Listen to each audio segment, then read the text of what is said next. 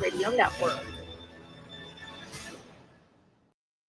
Are you the parent of a 2 to 7-year-old? Listen closely for an exciting free radio offer. By now, you've probably heard of ABC Mouse, the Parents' Choice Award-winning online learning program that's actually changing the lives of early learners everywhere. ABC Mouse is like a little one-on-one teacher. It has helped her so much. Right now, we're offering a special radio promo to try it free for a month, but you have to go to abcmouse.com/radio to claim your free month. That's abcmouse.com/radio. Sponsored by Age of Learning. Retired or retiring soon? How much money do you need to live comfortably? Retirement Planners of America is here for you. Would you like to have financial peace of mind? Here's how. Step 1. Find out the amount of money you'll need to retire. Step 2, have a plan to get there. Step 3, make sure that plan can take advantage of market gains but protect you from market losses. Discover how to do all three with a free consultation at 800-508-6108. That's 800-508-6108. All investments involve risk, including losses. Past performance does not guarantee future results.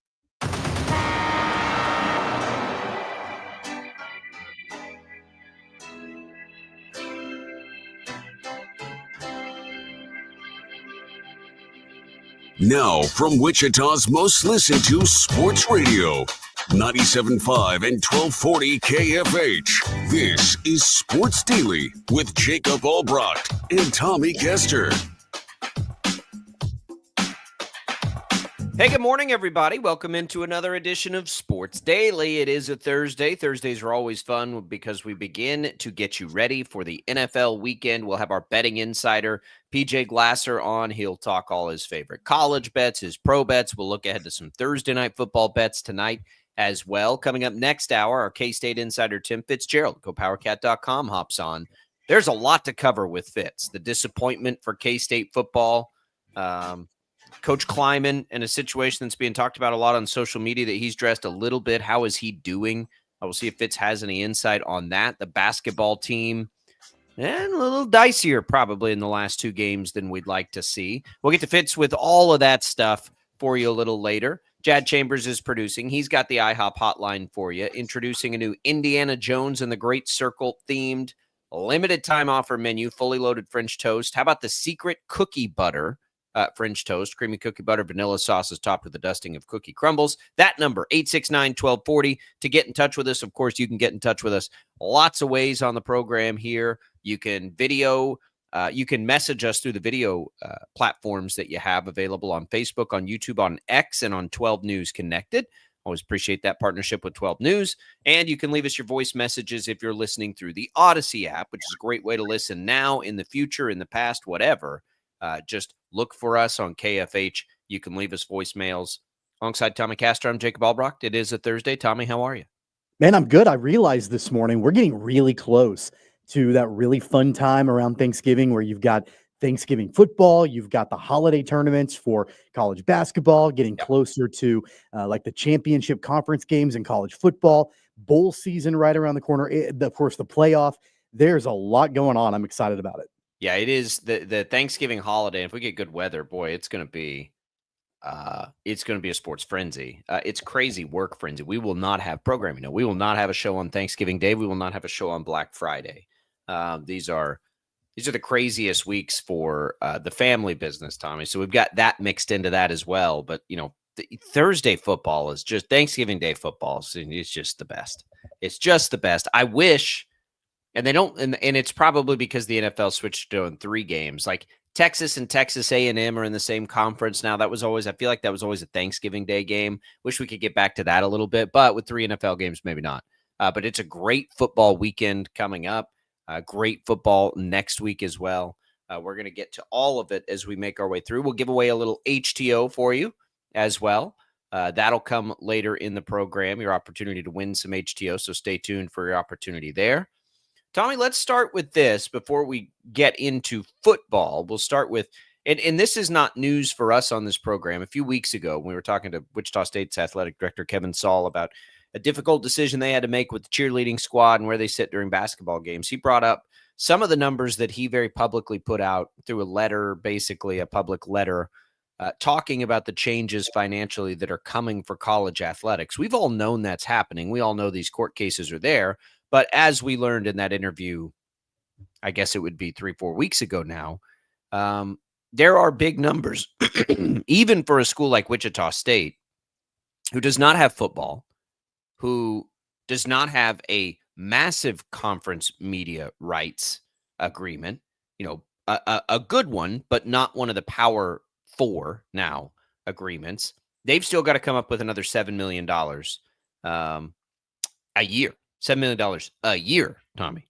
That's a lot. That's a lot of money. And it's a lot of money as you're trying to rebuild the men's basketball program, which is the main revenue driver, and get back to the point where you can fill that arena up and drive most of that revenue. It's coming at a time where women's basketball continues to struggle. So we look at that, and that's the challenge facing Wichita State.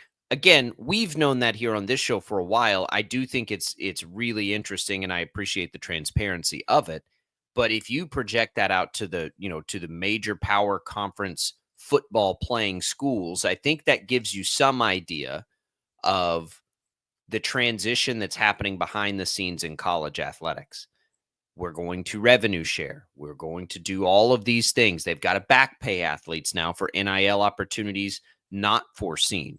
And I think the biggest challenge on this for schools is going to be, you've been trying to raise NIL money, right, for the last few years. Now you've got to raise money that goes to the school. So you've almost got two pots to fill now, right? Like before, you could sort of shift maybe some of it to NIL. Now you got two pots to fill. You got to fill the NIL pot and you got to fill the revenue sharing pot.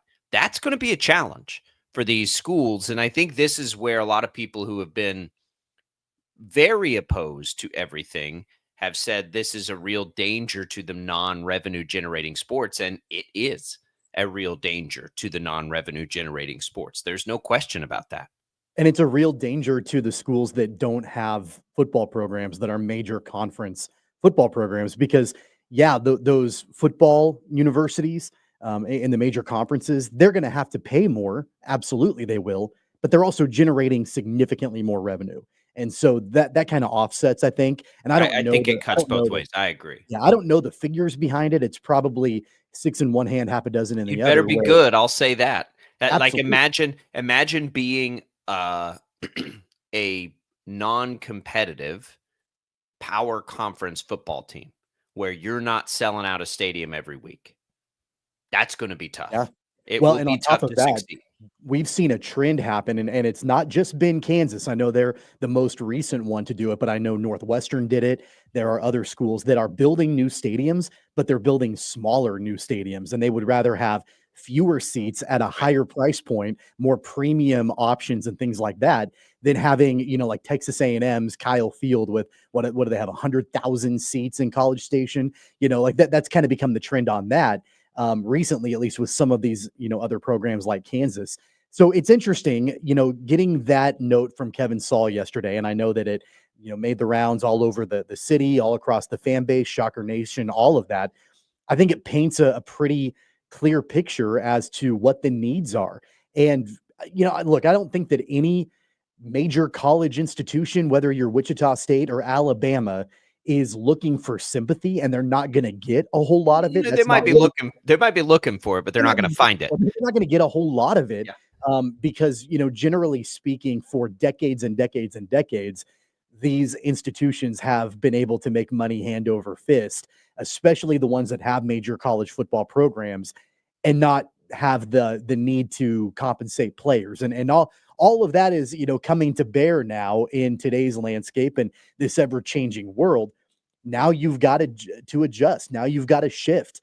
You've got to figure out, okay, how do we not only try to generate the revenue for our student athletes so we can get the best ones to our school to be competitive, but then how do we also make sure that we're raising money for our university so we don't go broke at the same time? That's a really difficult tug of war between those two sides. And I think it probably, if you're talking to probably longtime college administrators, college athletics administrators, this is exactly why they've been opposed to compensating players for years and years and years, because of the challenge that it creates in figuring out, how do we make money too? So it's not an easy solution. It's going to take a lot of work on both sides, I think. And I think that the fan bases, the donor base, all of that, they need to understand in general, look, it's a new landscape. And the bottom line is, if we want to stay competitive, we've got to figure out a way to make all this work. Yeah, it's I don't know what this means. It's very complex, obviously, anytime you're dealing with this much money. It's not all there was always going to be consequence to this, right? I understand that. I've been one of the biggest advocates for the changes basically that are happening and the court rulings that are, because it's, whether we like it or we don't like it, what was happening, I don't believe was, it's borderline illegal, right? Like it's not the right thing to do, to not compensate the people and the players that have most to do with the money generated.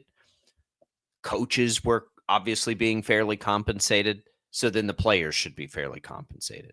I think there will be some comeuppance. I do think it's like it cuts so many different directions too. Like, where can you find the money? Well, the easiest thing to do is generate, not the easiest, but the simplest, I should say, thing to do mathematically is to just raise more money, right? To generate more money.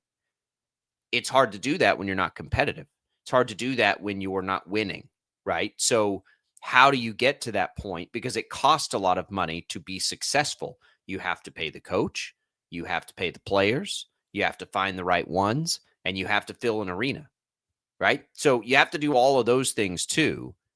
And this is the danger for the non-revenue generating sports. Now, the non-revenue generating sports may not cost you a lot of revenue either. And, maybe there are realignments with other sports that don't require as much travel, for instance. The cheerleading situation was an interesting microcosm of this, honestly. Yeah. Right. It's not a revenue generating sport, but it cost a lot of money to run the program. So a difficult decision has to be made, and people are upset by that. There are going to be a lot of difficult decisions that have to be made. It's going to be turbulent for a few years. And where it all lands, I'm not sure. For the other major revenue generating sports, I'm not sure. Donors will help, certainly. They have at Wichita State. Gene Stevenson's big gift, and he was rewarded with part of the naming of, X Stadium and that whole complex and facility. Which well-deserved, by the way. I'm happy Sure. that all went down yesterday.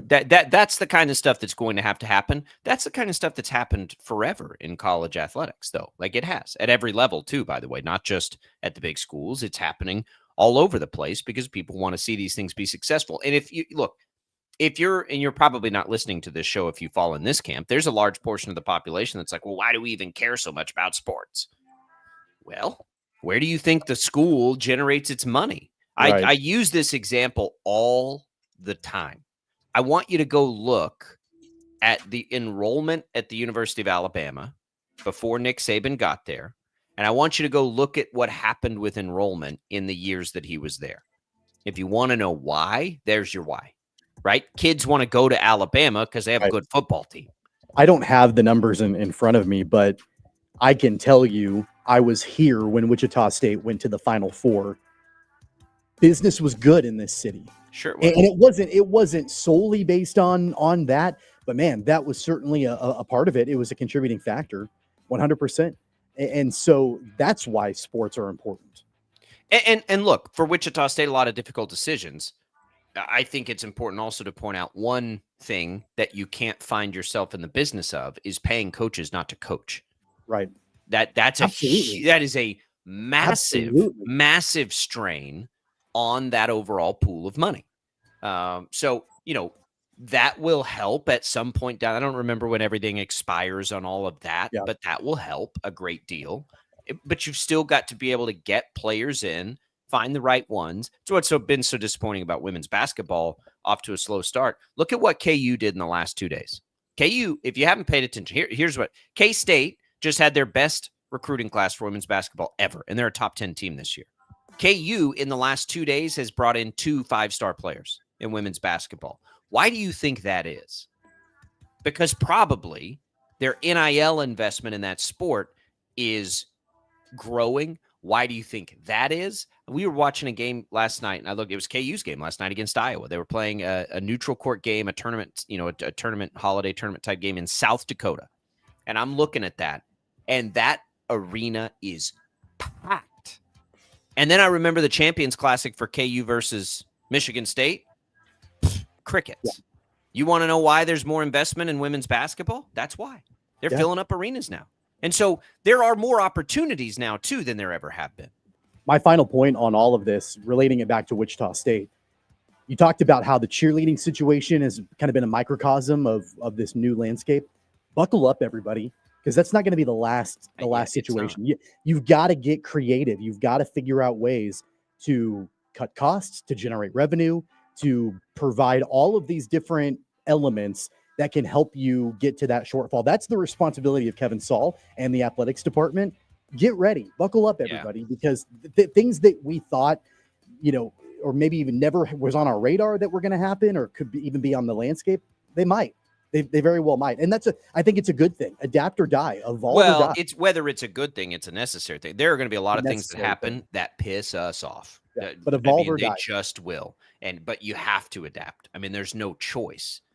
Irrelevancy is the most dangerous thing. So, it's going to be tough, but it does give a nice picture. And again, it was interesting to hear that a few weeks ago, and now to see it, and then to think about what it might mean for power conference schools that have those massive TV deals. It's a lot of money that's going to have to get generated. Some of it might be simple. You might pay an extra $5 on your football ticket. That's an easy one, right? Nobody's going to care about that. And some of them are going to be more difficult and intrude in places that really hurt people's feelings for good reason. But we'll see. We'll see how it all goes. You can find that. It's all over the place. Go Shockers has it. 12 News, everybody has it. All right, we'll come back. We're going to get a quick segment, and then we'll have PJ Glasser at the bottom of the hour talking football betting, including a big, I think bettable game tonight. We'll get into all of it as we roll forward. Thanks, Prairie Fire Coffee, for keeping us fueled up with a great cup of coffee each and every morning here at KFH Sports Daily. Coming right back.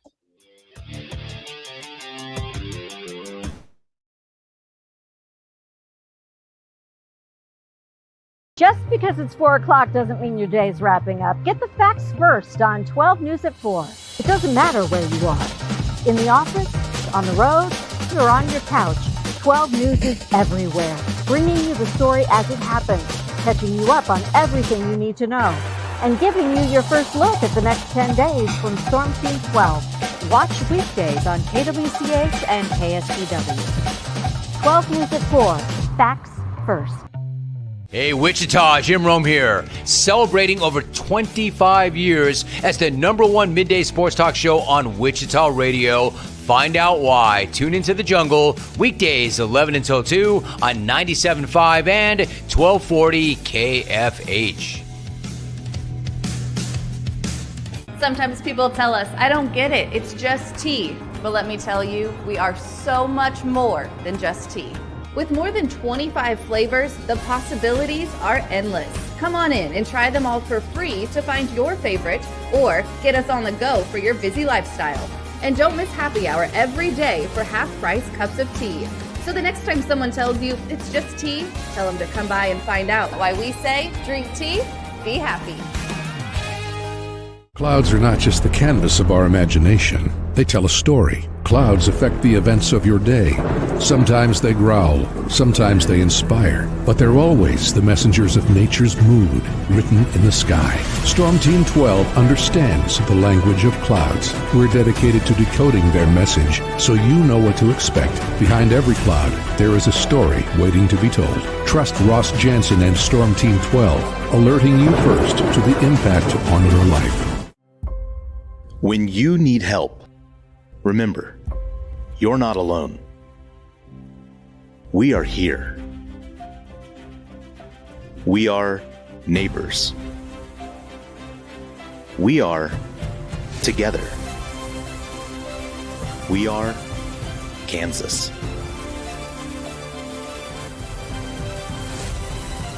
We are 12 News. They say it takes a village. Come together and support local businesses in our neighborhoods. When you contribute to local shops, more money goes back into the economy. Shopping local makes our state stronger. So give back to the communities you love and watch our businesses and communities thrive. Shop local and be Kansas proud. We are following a breaking update. Every day, all day, stream the stories that have you talking near and far. Whoever is behind the wheel of this bus is not stopping. From hundreds of local reporters and meteorologists spanning the country. Chaos here this morning at the UW campus. Search LNL for the all-new Local News Live streaming app. Make yourself known now. 31001 in traffic pursuit. Oh my God, here. Investigate TV Plus begins with real people. We investigate stories that impact you and inspire change every day. Something is broken. Real problems. Why are they hiding it? And real solutions. My daughter was dying in front of me. What was your reaction when he said that? Investigate TV Plus, weekdays at 3:30 p.m. on KWCH. Sometimes people tell us, I don't get it, it's just tea. But let me tell you, we are so much more than just tea. With more than 25 flavors, the possibilities are endless. Come on in and try them all for free to find your favorite or get us on the go for your busy lifestyle. And don't miss happy hour every day for half-price cups of tea. So the next time someone tells you it's just tea, tell them to come by and find out why we say drink tea, be happy. Mornings are busy. We're here to make your mornings better. We report the stories that affect you. 3 more hospital lies from contaminated apple juice just a day after the FDA issued a recall. We're here to make your mornings better. Closing east and westbound lanes of K96 for repairs. With 12 News, you're prepared for your whole day. Scattered thunderstorms across the state into the afternoon. Stay a step ahead with 12 News this morning on KWCH and KSCW.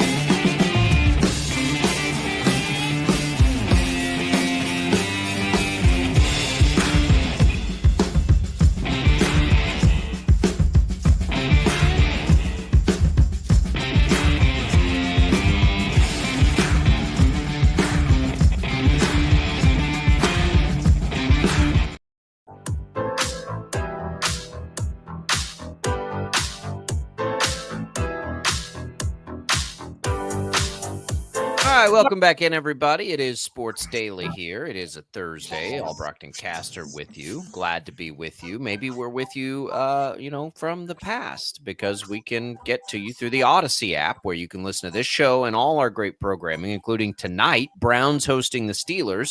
The Odyssey app has it. If you can't listen to it on the radio on KFH, no problem. Just search KFH on the Odyssey app, and you will find Westwood One's coverage of Thursday Night Football. That begins at 6:30 tonight. Tommy, we'll get to that game with PJ Glasser. I'm very interested in tonight's game. I think there are some winnable pieces of that game. Real quick, to Major League Baseball. We haven't given a lot of attention to the awards, even though the Royals have been up for a lot of them. They didn't get, Cy Young. We didn't think Tarik Skubal was unanimous. Matt Quatraro was probably, of these big ones, the best shot. He didn't get it. But what I do think yesterday, as we learn about Skubal, is 2 Royals for the first time, basically, Tommy, in our lifetimes, 2 Royals pitchers were top 4 in the American League Cy Young voting. Seth Lugo was second. Cole Reagans was 4th. Man, that is wild stuff. Wild stuff to think about. It's a big deal. I mean, you think back to all of the years that, even that the Royals were contenders, hasn't been very many of them, but there have been several. Even those years, I mean, I can think of like one top starter on those rotations and, maybe a couple of other ones that were decent or okay They or whatever. were deep, right? But they weren't elite. Right. Like I go back to the 80s, like, of course, you think about Brett Saberhagen.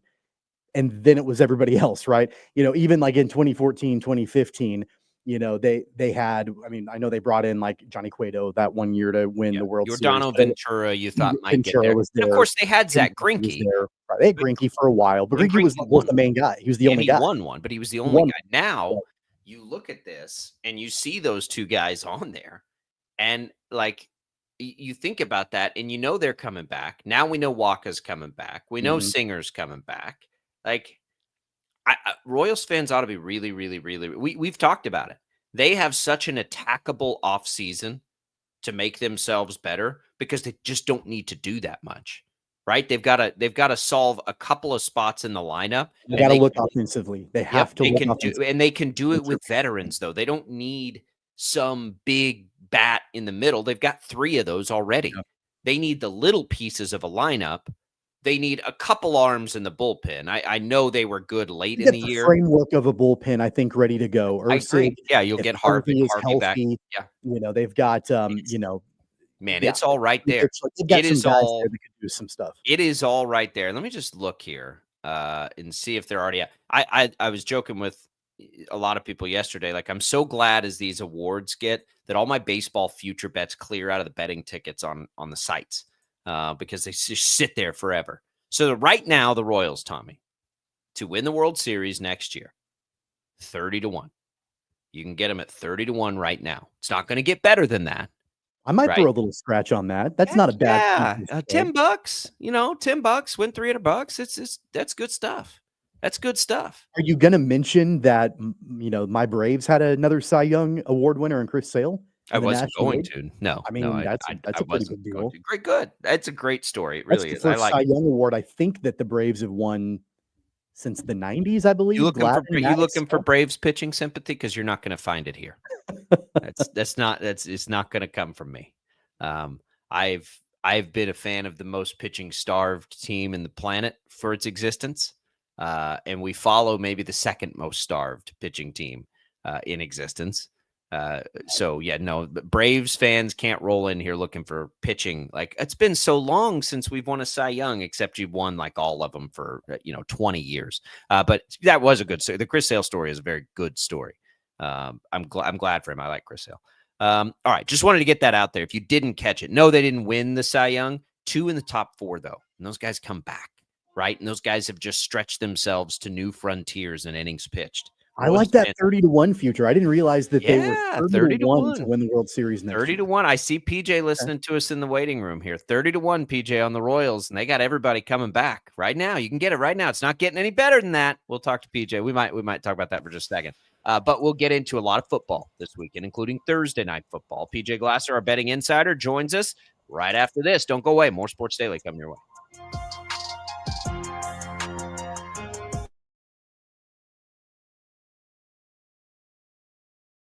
Just because it's 4 o'clock doesn't mean your day's wrapping up. Get the facts first on 12 News at 4. It doesn't matter where you are. In the office, on the road, or on your couch. 12 News is everywhere, bringing you the story as it happens, catching you up on everything you need to know, and giving you your first look at the next 10 days from Storm Team 12. Watch weekdays on KWCH and KSPW. 12 News at 4. Facts first. Hey, Wichita, Jim Rome here. Celebrating over 25 years as the #1 midday sports talk show on Wichita Radio. Find out why. Tune into The Jungle, weekdays 11 until 2 on 97.5 and 1240 KFH. Sometimes people tell us, I don't get it, it's just tea. But let me tell you, we are so much more than just tea. With more than 25 flavors, the possibilities are endless. Come on in and try them all for free to find your favorite or get us on the go for your busy lifestyle. And don't miss happy hour every day for half-price cups of tea. So the next time someone tells you it's just tea, tell them to come by and find out why we say drink tea, be happy. Clouds are not just the canvas of our imagination. They tell a story. Clouds affect the events of your day. Sometimes they growl, sometimes they inspire, but they're always the messengers of nature's mood written in the sky. Storm Team 12 understands the language of clouds. We're dedicated to decoding their message so you know what to expect. Behind every cloud, there is a story waiting to be told. Trust Ross Jansen and Storm Team 12, alerting you first to the impact on your life. When you need help, remember, you're not alone. We are here. We are neighbors. We are together. We are Kansas.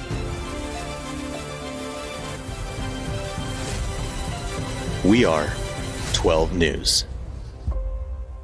They say it takes a village. Come together and support local businesses in our neighborhoods. When you contribute to local shops, more money goes back into the economy. Shopping local makes our state stronger. So give back to the communities you love and watch our businesses and communities thrive. Shop local and be Kansas proud. We are following a breaking update. Every day, all day, stream the stories that have you talking near and far. Whoever is behind the wheel of this bus is not stopping. From hundreds of local reporters and meteorologists spanning the country. Chaos here this morning at the UW campus. Search LNL for the all-new Local News Live streaming app. Make yourself known now. 310-01 in traffic pursuit. Oh my God, here. Investigate TV Plus begins with real people.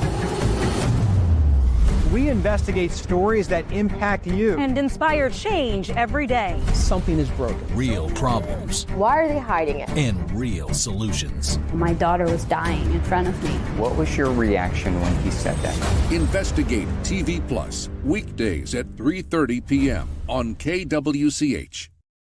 Sometimes people tell us, I don't get it, it's just tea. But let me tell you, we are so much more than just tea. With more than 25 flavors, the possibilities are endless. Come on in and try them all for free to find your favorite or get us on the go for your busy lifestyle. And don't miss happy hour every day for half-price cups of tea. So the next time someone tells you it's just tea, tell them to come by and find out why we say drink tea, be happy.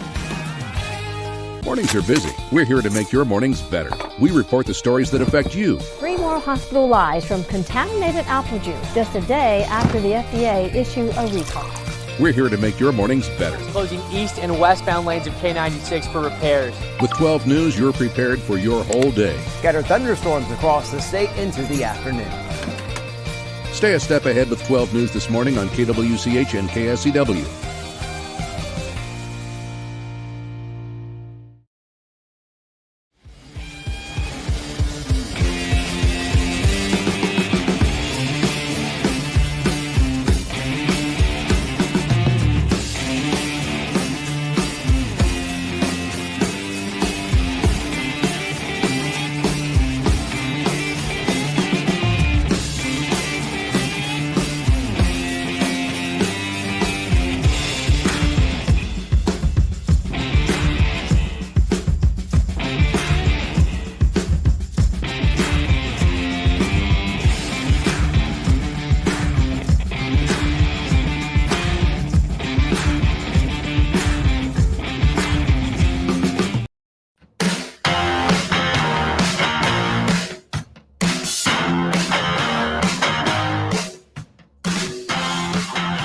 Welcome back in, everybody. On the line right now, the host of Send It In, Odyssey Sports Betting Insider, PJ Glasser. Insider Calls presented by BetMGM. Go check out all the latest lines today on the BetMGM app. Also, be sure to listen to the Send It In podcast for more analysis. Just search Send It In wherever you find your podcast as we come back into Sports Daily. Jacob Albrock, Tommy Castor. PJ, how are you? Doing good, guys. I'm doing good. Great to be with you. Great weekend of football. I can't believe it's almost over. We got 2 weeks left of college. We got week 12 in the NFL. It's crazy how fast it's going by. Yeah, it's a good. We still got almost 3 months of NFL football at least, and maybe with the college playoff now. PJ, let's start with Thursday Night Football. There's 2 things in this that I think I love tonight. Maybe that's too strong. I love the Steelers minus 3.5, but the one that I might love the most, and I'm trying to figure this one out and see where the trap is Jameis Winston's player prop right now. his over on his yards is set at 215. He has destroyed that prop in his 3 starts.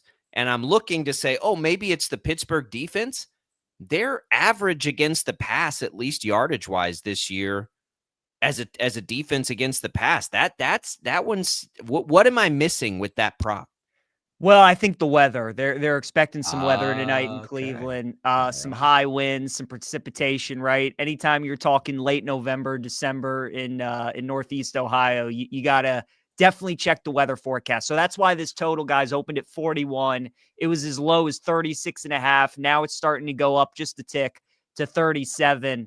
So that's why I'm not really doing much with the quarterbacks tonight. If anything, I actually like Jameis under pass attempts at 34.5, just because I think both coaches, are going to want to run the football because of these high winds and because of how Jameis tends to play with him loving to chuck the ball down the field.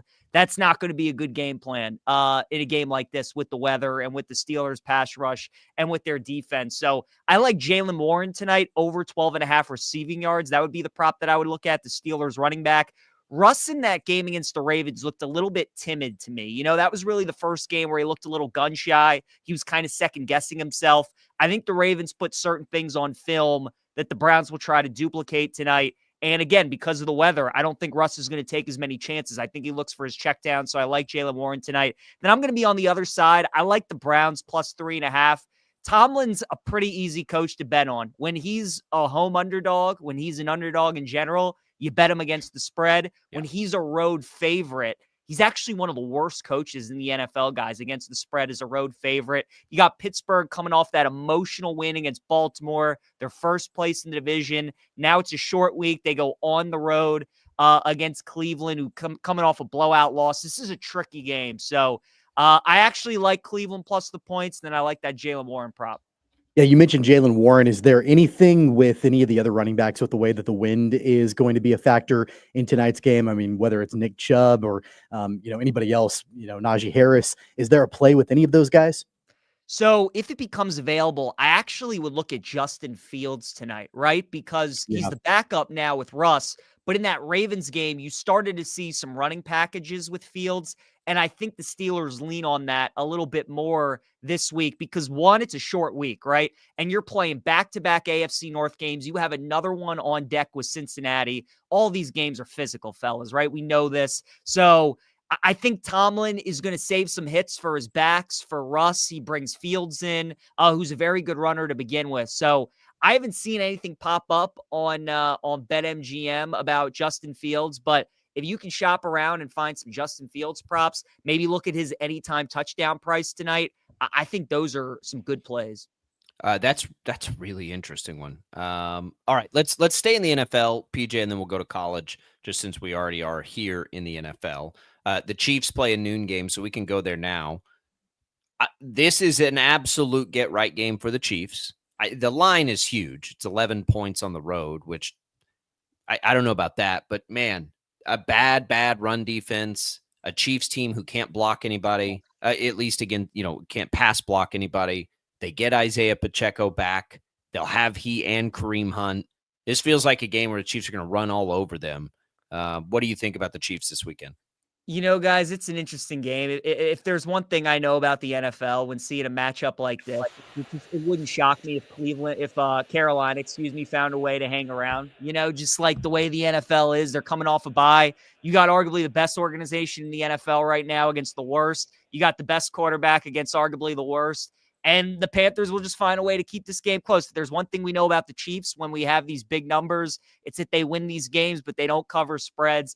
Keep in mind, too, for Kansas City, right, their last 3 games and kind of the battles that they've been in. That Monday night game against Tampa, which I think took quite a bit out of them, trying to mount that comeback, win it in overtime. Then you have the game against Denver, another game they had to come back. They blocked the field goal at the end. And then obviously the game of the year so far against the Bills, right? A game that you get up for. We see this in college all the time where you have these marquee mega matchups. And then the next week, these teams go on the road and they kind of play in these sleepy spots and the energy level's just not there. It's a letdown game. So I think Kansas City wins, But I actually think they could be a little sleepy in this game, especially to start. So if you don't want to take the full game, maybe you just want to take Carolina like +6.5, +7 in the first half. I think that would be the way to go in this game.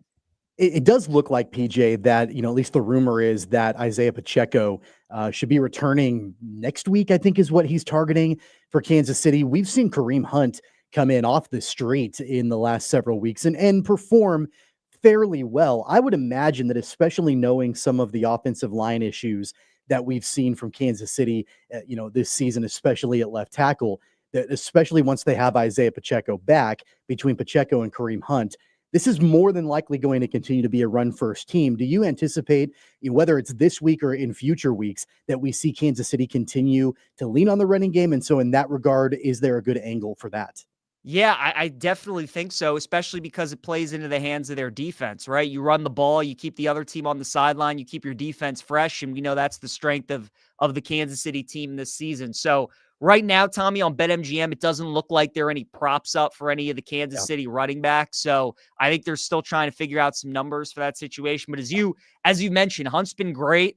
I would assume his anytime touchdown price is probably going to be a minus. You're probably going to have to lay some juice for that. So maybe look at another way to attack it. But yeah, rushing attempts for Kareem Hunt in this game, I think could be a good way to go, just because you figure Kansas City to be in the lead most of the game. This is just one of those games where I don't really think they care how much they win by. They just want to win and get out of there unscathed and get ready for the next one. So, yeah, maybe rushing attempts for Kareem Hunt. And as long as the anytime touchdown price isn't too crazy, I think that's a good bet too.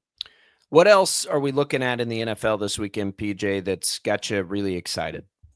Yeah, probably, guys, my favorite bet on the board right now is going to be San Francisco +2 against the Packers. I'm really excited for this game. George Kittle coming back for the Niners is a huge deal. He's going to help their run game tremendously. Brock Purdy did suffer a shoulder injury, so a little bit of a concern about that. But, guys, San Francisco's schedule is brutal down the stretch. They're at Green Bay this week. They're at Buffalo next week. They still have a game at Detroit. They still have 2 more divisional games against the Rams and the Cardinals. So San Francisco wants to make the playoffs. They got to start winning some of these games where they're going to be underdogs. And, when you get teams like this, perennial playoff teams that had Super Bowl aspirations coming into the beginning of the year, when you kind of get them in these must-win spots, I like backing them when they got desperation and when they're going into a game like this, knowing that they have to win. So if there's one thing I've known about San Francisco over the last 5-6 years, guys, the 2 teams that they've always played well are Dallas and Green Bay. It feels like they've had those 2 teams' numbers over the years. So I like San Francisco +2. I also like the under on Monday night between the Ravens and the Chargers. Guys, the look ahead in this game was 47 on the total. It's all the way up to 51 now. I know the Chargers really haven't played that many great offenses this season, and everybody just saw Burrow and the Bengals kind of light them up in that second half and score 27. But the familiarity in this game with the Chargers offensive coordinator, Greg Roman, being with John Harbaugh and the Ravens, and he was Lamar's OC for the first 4 years of his career, all that familiarity there, certainly the Harbaugh brothers going at it.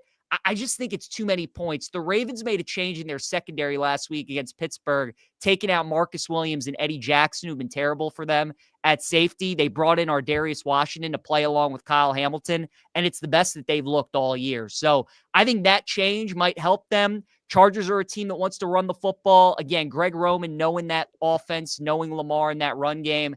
I'm going with it under this week. I like under 51 Ravens-Chargers. Yeah, I agree with that big time. Yeah, Sunday night, the Eagles on the road. They're 2.5-point road favorites in LA to take on the Rams. The NFC West is, still kind of open. The Rams are not out of the question at all to try to make a run. But of course, the Eagles have played better as of late. Is there a line you like on this, or an angle that you like on this game? Guys, it's interesting. A lot of people have been talking about the Eagles defense here recently, right? How great it's been, how great those 2 rookie corners, Quinyon Mitchell and Cooper DeJean, have been. But this is really their first test coming out of that bye week. They did play at Cincinnati. That was a great game for them. Higgins didn't play in that one, but they've played Cleveland, the Giants, Jacksonville, Dallas, And then they played Washington on a short week, and Jayden Daniels still doesn't look 100% to me. So now they're going on the road. They're traveling across the country. They're playing the Rams with Stafford, Kyren Williams, Puka, and Cooper Kupp. I think this is where we kind of find out how good that Eagles defense is. So I think a lot of people are going to like the under because of how good the Eagles D has been. But I think they might be a little overvalued in the market. Really the first real offense that they've played since maybe week 4 outside of the Bengals. So I like the under on Monday night, but I actually like the over, guys, on Sunday night, over 49. I think we see some points in this game. I like both of those. All right, let's switch over. We'll start with our 2 teams here, and then we can get into some other college football if we've got time, PJ. KU hosts Colorado, one of the marquee games of the week. KU, a 3-point dog at home. K-State hosts Cincinnati, an 8.5-point favorite at home. 2 programs headed seemingly in opposite directions right now. One's, surging, one's reeling a little bit. Do you like either of these 2 bets? Guys, I like Kansas. I like Kansas +3. I actually think, as crazy as it is, these are the best 2 teams in the Big 12. We've been talking about the Jayhawks all year. Don't look at the record. They have had so many one-score games that haven't been able to go their way, but there's a reason why every week it feels like the line is so fishy in their games, right? 1.5 against Iowa State, 2.5 against BYU, now only 3 against Colorado. I think Kansas continues to roll. They're just playing spoiler right now in the Big 12. Feels like they're playing all the top teams in the league week after week after week. So I like the Jayhawks here +3. Defense has been pretty solid for them all year. The offense is starting to pick it up a little bit. Colorado's rolling, and they're playing great, and the public's going to be all over them. I do like the Jayhawks, though, +3 in that game. So I like them to cover. K-State and Cincinnati, it's a tough one. I really like K-State last week against Arizona State. That was pretty shocking what Arizona State did to them. It's tough. I really don't have any thoughts on that game. It feels like Kansas State, whenever they kind of play a bad game, they tend to bounce back. So I would lean towards their side. I honestly think Cincinnati team total under might be the way to go. Bearcats offense has been up and down this year, hasn't been very good on the road. And again, you're getting K-State off a bad performance, good coaching staff with Kleiman leading the way. So I don't think Cincinnati's going to score much in that game. I would like their team total under. We've got a top 5 matchup on Saturday, PJ, with Indiana on the road taking on the number 2 ranked Buckeyes, 2 against 5.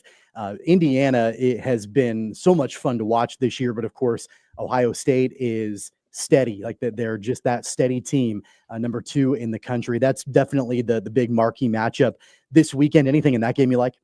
Yeah, I like Ohio State, guys. I'd lay the 13.5. I really don't think this game's going to be close. Indiana's a nice story. They're having a great year. They have a good head coach, but this is a different animal they're facing. And Ohio State, they obviously got a ton to play for. Winner of this game likely going to the Big Ten title game to face Oregon. So Ohio State, their defense, it's going to be really tough for Indiana to move the ball.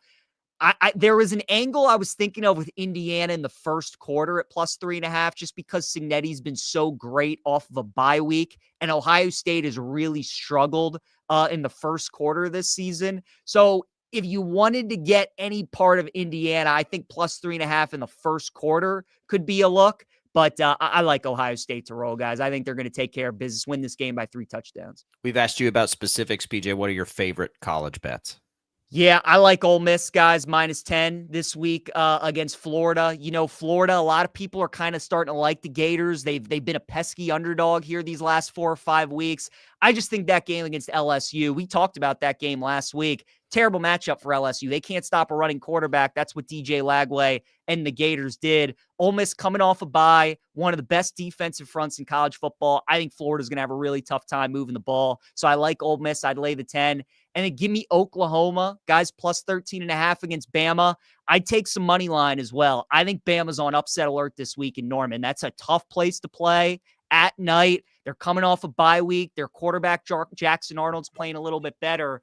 And everybody just assumes that Bama's going to win out and they're going to make the college football playoff. And if there's one thing that this season has shown us, when we think we know something, another happens, right? And Bama has had They've had the ability to play teams close this year. They've played down to the level of their competition. Maybe they're looking ahead a little bit to the Iron Bowl next week. So I like Oklahoma a lot. It's probably my favorite bet plus the points. I'd take some money line as well. I think Bama's in for a tough one this week.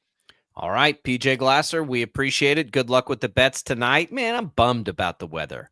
And put all these teams in a dome.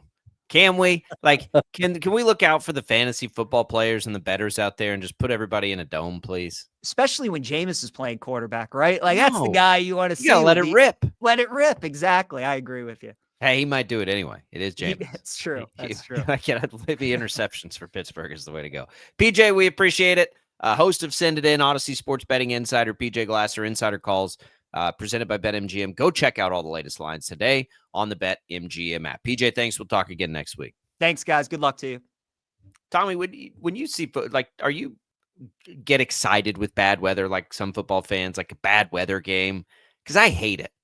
If it's not a major game of consequence, then yeah, like I'm okay with it. You know, if it's like between the 1-9 team and the 2-8 team, okay, like yeah, that's fine. Let's have just like chaos and have the wind blow 50 miles an hour and have it be pouring buckets of rain and sleeting and all of that. Like I'm on board with that. Or like a bowl game that doesn't really matter between 2 6-6 teams. Yeah, let's have all hell break loose and have it be, in a cold weather climate and have it be tough in that regard. On a Thursday night primetime game, when it's the main game in town, the primetime game, yeah, I'm not as big of a fan.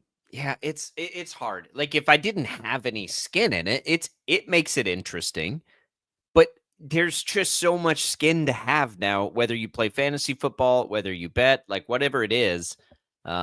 It's probably about 50-50, I would bet. If we took a poll, I'll bet you it'd be about 50-50. Anyway, I at least put retractable roofs on there just in case. It's the wind. It's the wind. That's what quarterbacks will tell you. It's not the snow or rain or anything. It's the wind that bothers them the most, and that's why that number. I'm glad PJ enlightened me. I had not looked at the weather forecast yet. All right, if you missed any of PJ there, you can go back and listen on the Odyssey app. That's always available for you in podcast form. Chad puts that there. We've got a big hour number 2 coming up. We will start things off with our K-State insider, Tim Fitzgerald. He will join the program. Well, we got to talk about K-State. PJ mentioned historically, K-State has been good after a bad performance, and they weren't good after a loss in Houston and a bye week against Arizona State. Can they get it turned around quickly? What sort of paths exist for them still? Any hope? Kind of that chip in a chair mentality for K-State football and K-State basketball. We've all collectively been very optimistic about their prospects this year. Do we need to temper that? We need to at least start the conversation. We'll talk to Fitz about both of those things. K-State fans, get ready. That's coming up in the next segment. Glad to be with you here. On the way out, let's get our HTO giveaway going here. Free iced tea, sweet or unsweet, including the new peach cobbler, or a free ice store hot coffee, including the new peppermint mocha, which is limited time and people are going nuts for it, so get it before it goes away. You can get a free one of each of those right now at any of the Wichita Metro locations, East Wichita, West Wichita, or Derby.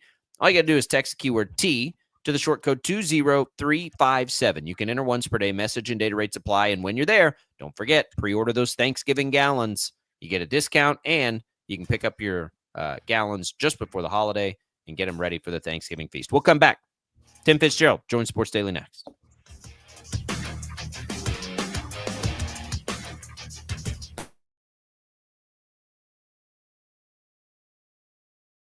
Just because it's 4 o'clock doesn't mean your day's wrapping up. Get the facts first on 12 News at 4. It doesn't matter where you are. In the office, on the road, or on your couch, 12 News is everywhere. Bringing you the story as it happens, catching you up on everything you need to know, and giving you your first look at the next 10 days from Storm Team 12. Watch weekdays on KWCH and KSPW. 12 News at 4. Facts first. Hey, Wichita, Jim Rome here, celebrating over 25 years as the #1 midday sports talk show on Wichita Radio. Find out why. Tune into The Jungle, weekdays 11 until 2 on 97.5 and 1240 KFH. Sometimes people tell us, I don't get it, it's just tea. But let me tell you, we are so much more than just tea. With more than 25 flavors, the possibilities are endless. Come on in and try them all for free to find your favorite or get us on the go for your busy lifestyle. And don't miss happy hour every day for half-price cups of tea. So the next time someone tells you it's just tea, tell them to come by and find out why we say drink tea, be happy.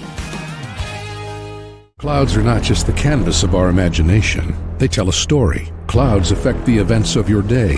Sometimes they growl, sometimes they inspire, but they're always the messengers of nature's mood written in the sky. Storm Team 12 understands the language of clouds. We're dedicated to decoding their message so you know what to expect. Behind every cloud, there is a story waiting to be told. Trust Ross Jansen and Storm Team 12, alerting you first to the impact on your life. When you need help, remember, you're not alone.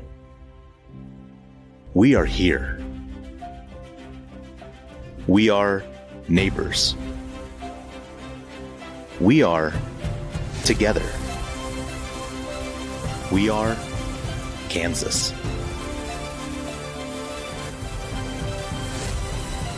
We are 12 News. They say it takes a village. Come together and support local businesses in our neighborhoods. When you contribute to local shops, more money goes back into the economy. Shopping local makes our state stronger. So give back to the communities you love and watch our businesses and communities thrive. Shop local and be Kansas proud. We are following a breaking update. Every day, all day, stream the stories that have you talking near and far. Whoever is behind the wheel of this bus is not stopping. From hundreds of local reporters and meteorologists spanning the country. Chaos here this morning at the UW campus. Search LNL for the all-new Local News Live streaming app. Make yourself known now. 31001 in traffic pursuit. Oh my God, here. Investigate TV Plus begins with real people. We investigate stories that impact you. And inspire change every day. Something is broken. Real problems. Why are they hiding it? And real solutions. My daughter was dying in front of me. What was your reaction when he said that? Investigate TV Plus, weekdays at 3:30 p.m. on KWCH. Sometimes people tell us, I don't get it, it's just tea. But let me tell you, we are so much more than just tea. With more than 25 flavors, the possibilities are endless. Come on in and try them all for free to find your favorite or get us on the go for your busy lifestyle. And don't miss happy hour every day for half-price cups of tea. So the next time someone tells you it's just tea, tell them to come by and find out why we say drink tea, be happy. Mornings are busy. We're here to make your mornings better. We report the stories that affect you. 3 more hospital lies from contaminated apple juice just a day after the FDA issued a recall. We're here to make your mornings better. Closing east and westbound lanes of K96 for repairs. With 12 News, you're prepared for your whole day. Scattered thunderstorms across the state into the afternoon. Stay a step ahead with 12 News this morning on KWCH and KSCW.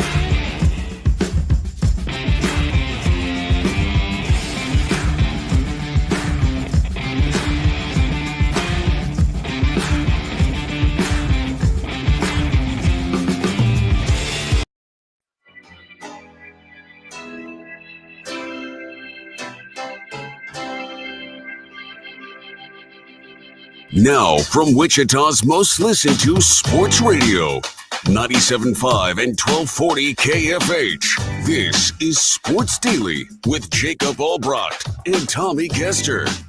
He's got all the insight of what you want to know and maybe some of what you don't want to know. Here's K-State insider Tim Fitzgerald.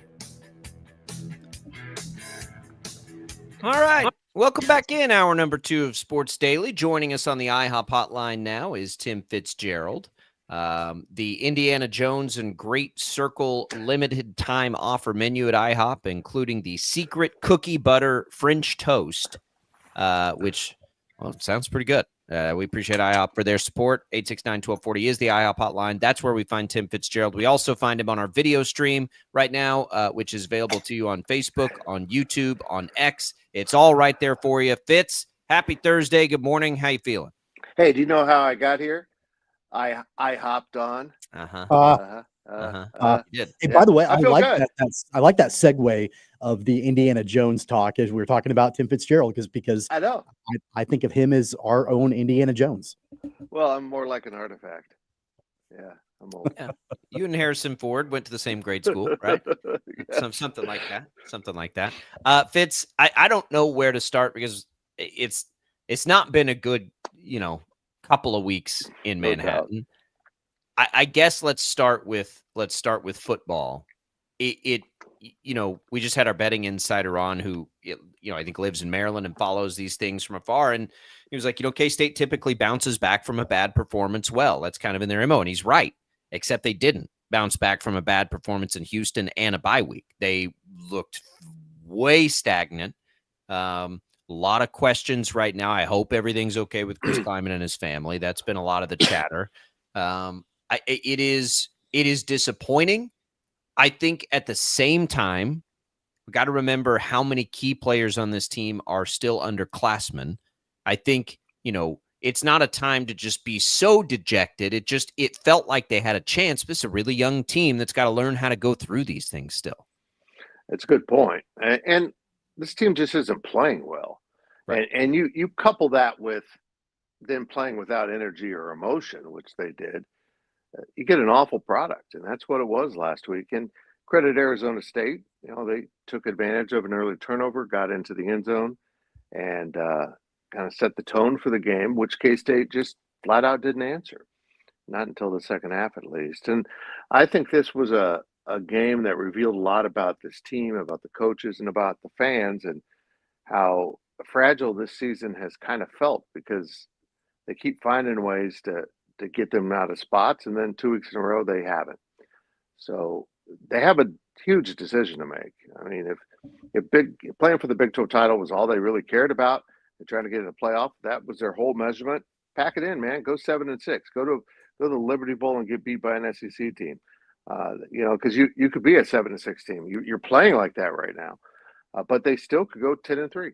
And if they really want to wake up and start playing some football, they'll win this game. They'll go to Iowa State, get a little revenge, and then go to a bowl game. That's a lot to ask. But that's time that K-State fans ask the team, what do you want to be? What kind of season do you want to be remembered for? And I promise you, it's not this one. It's not with the one you're on track with. Seems like it's been a pretty, I know you used the word fragile, but fragile and tough season for Chris Klieman, some of which has been in full view of everybody, him not feeling well on the sidelines a few weeks ago, to some more things that are probably a little bit more private. But in his press conference the other day, sounded like that speculation of him retiring that potentially, was out there. He kind of squashed that pretty quickly. What do you know about his psyche, his mentality, where things are at with Chris Klieman right now? I think he's in a pretty good space. He ended Monday. He sounded great. I mean, he sounded kind of like Chris Klieman again. He said at the end that they had received some good news between the end of the game Saturday and him coming to the press conference on Monday. And they needed that. So I think he would admit it became a distraction for him, maybe greater than he imagined. He was trying to compartmentalize everything and get it in the right box, and everything spilled out. I think the team picked up on that. I just think the team wasn't as focused as it needed to be. And I think that's part of why Chris Klieman was so upset after the game, is he knew a lot of this was self-inflicted. A lot of this was how he managed things and to manage his staff. And I think he's back to work and ready to get this thing righted if the team wants to cooperate and play with some pride. I'm looking at K-State right now, and as we look at things that must get better, I'm pretty certain, without stacking it up, the Cats are like 10th in the league right now offensively as far as points scored. They've been a good defense. I don't think anybody in the world thought that this would be an offensively challenged team when we went into this season, but they've been an offensively challenged team. And I think mostly it's when Avery lost the ability to run like he can. So what can be corrected, do you think? Because there's a lot. You mentioned the end of this season and how it could go, and that's all important to the psyche. But what's even more important to me, if they're not going to play for a championship this year, is that they ought to be playing for a championship next year. Next year really is the year, right? As all of these young, great, talented players become upperclassmen, that line we didn't know about, they get another year under their belts. So what can they do? What can we see offensively from this group between now and the end of the year that gives us confidence that it's going to be a top offense like it should be probably next year? Well, they have to find an offensive rhythm that helps them. We saw them go to more of a sped-up offense in the second half, more like the fourth quarter. They should have started earlier, and they got a rhythm, and the play calls were different, and they kind of started feeling good about themselves. If that's what it takes, I know why they go slow. They want to protect the defense and keep them rested, but you're not doing that if you're turning the ball over on 3 downs, and it's just it's been a really frustrating year offensively, and Connor Riley, the offense coordinator, has taken a lot of the heat. It'll be interesting to see how Chris Klieman handles that. I don't expect him to do anything in season. That's not his style. But this is a really close friend and someone who has been valuable to him. But I'm going to say this. I'm not sure it's all Connor Riley's fault, but I do think a big part of the offensive problem is Connor Riley is such a vocal and beloved leader of his offensive line. I truly believe moving him to the press box has been a disaster. Not because of the play calling. Maybe you can argue that, but I just think the disaster's been he's not hands-on with his offensive line like he has been. And in a year that he doesn't have the same talent that he had, it's even more necessary that he be hands-on and he's up in the press box. I think that's hurt the team. I know the game on Saturday, obviously there were, poor performances and just they looked flat and stagnant and all of that. There were also injury concerns as well, especially offensively with, both Jaden Jackson not playing, Keegan Johnson not playing, Dylan Edwards getting injured in the second quarter and leaving the game. As we move forward into this Saturday, especially offensively and really specifically Dylan Edwards, what do we know about their injury statuses and how do things look as they're getting their game plan put together for that? Well, we don't know because last time we talked to Coach Klieman was Monday, and that's too early to know. That's kind of a side downer to having a Monday instead of a Tuesday press conference. But both Keegan Johnson and Dylan Edwards tweaked hamstrings. If it's serious, I don't expect them to be back this week or maybe even next week, but who knows? Jaden Jackson was out for a team suspension. I think he should be back, but let me say this. In light of the fact that those guys didn't play much, they played younger guys like Trey Spivey at receiver and, of course, Joe Jackson at running back, and both of them played really well. They both made really nice plays in the course of the game, and I think we're going to see them play some more this week because, I've always said this: if you're going to lose being old, lose being young. Let them learn. So if a senior receiver can't keep his head on straight and to stay eligible, take away his minutes, man. To let the young guy have it. If a senior doesn't want to do what he needs to do to be a team leader and stand up for this team, sit him down and let a young guy go out there and make mistakes and learn from them. I want to ask you before we talk basketball. I want to ask you about Colorado, Fitz. Great story. I think we all love the story. I think we all love what Prime has done. It's been great for this league. But if you look at who they've played, they've had a very fortunate schedule. They haven't played. They've only played, I think, 3 games against top half teams in the league so far this year. One, they took Baylor to overtime at home. The other, they lost to Kansas State at home. And then it was Texas Tech, I believe, was the other one. Kansas isn't going to be a top half team, although they're probably playing like one. And then Oklahoma State. Is there any concern when you look at Colorado that a lot of this has to do with the schedule? Because I want to believe that they've got a chance if they get in to make some noise in a postseason. There is a small part of me, though, that is afraid of the fact that they've had an advantageous schedule in the Big 12 this year. Yeah, it's been amazing how some teams have really had much easier schedules than other teams. I mean, you look at Kansas State's schedule, they're going to end up playing all of the other contenders. They had Kansas. They had West Virginia, which has been up there. Now they have Cincinnati, Arizona State. It's amazing. They played them all. So this has just been an awkward way this is shaken out. But I'll say this: if the committee's suppressing Colorado because of who they beat, then explain Indiana. Explain Boise. Yeah, Indiana's just played an awful schedule. I think I read this morning they've beaten 7 of the 8 worst teams in the Big Ten. It's insane. The Big Ten. By the way, it's not just Indiana either. I know they get all the crap for that. Go look at who Ohio State and Penn State have beaten. They haven't played anybody. What we're seeing here, I'm glad. You know what? I'm glad we went down this road because the SEC and the Big 12 right now are being punished for having competitive leagues top to bottom. Correct. And the Big Ten's being rewarded. And I'm not saying Ohio State and Penn State and Indiana aren't good. They probably are. But man, the Big Ten is full of crap teams. And it's been this way forever in the Big Ten. You don't see crap teams in the SEC that get beat up on. Maybe Vanderbilt, right? You don't see that in the Big 12 hardly ever. It's been Oklahoma State this year. They're being punished now, and we'll see how it all shakes out. But it's almost like at some point you got to punish the Big Ten for not playing anybody. And maybe when the dust settles 3 weeks from now, we will see that punishment because they will begin to play each other. But right now, I sure hope we don't get them weighted heavily because they're not beating anybody. Oregon notwithstanding. Oregon has played a fine schedule, and they beat Boise and all those things. But those other 3, they're not playing anybody. Nope, they're not. They're not. And I know this is a function of the scheduling. Sometimes it's going to be random and it's going to work out, but that has to be calculated in. It always has been. And now it's like, but if it's Big Ten or SEC, we're just going to ignore the scheduling. We're going to ignore it because the conference is better. It's that assumption that makes this such a mess. You cannot assume that both of these conferences are elite.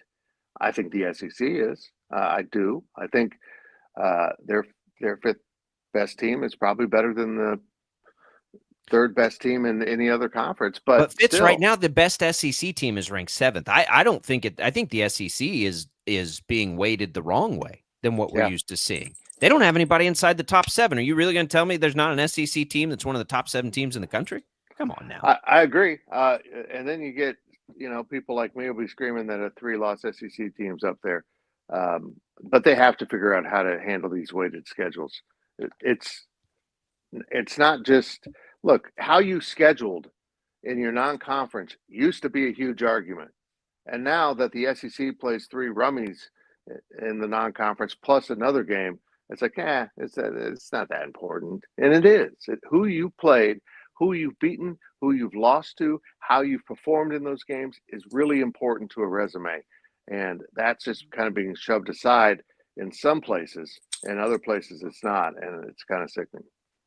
Let's talk basketball, Fitz. I've seen words used to describe the K-State game the other night against Mississippi Valley State, like lackluster, uninspiring, different words like that. Mississippi Valley State's the worst team in college basketball. They're ranked at the very bottom, and you can look at the final score. Yeah, Kansas State won by 18 points, but they were favored by 40. They lost. Mississippi Valley State lost to Missouri by 72 points like a week ago. There were some tense moments in the game. I think that, there are definitely some major talking points from the game the other night, especially followed up, with the loss to LSU last week. But I think the biggest place to start, what's going on with Coleman Hawkins? 2 points for him. Hasn't gotten off to a good start. He was the prized player coming into this roster this season, both from an NIL perspective and just what he can do on the court. Hasn't really come through so far this year. And it's getting to the point, at least for me, where it's becoming more and more concerning each game. I totally agree. Look, people want to say, you got 13 rebounds. You tried.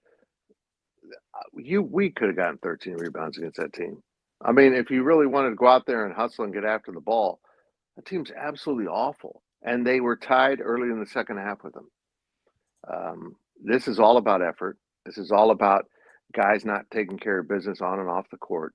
This is all about a locker room that suddenly turned into me first, and I'm going to this trip to the islands is really important for them to get away from everything, get away from their current setting, and go play some basketball. But the worst thing Jerome Tang can do, and I know he likes to help kids get through, tough times.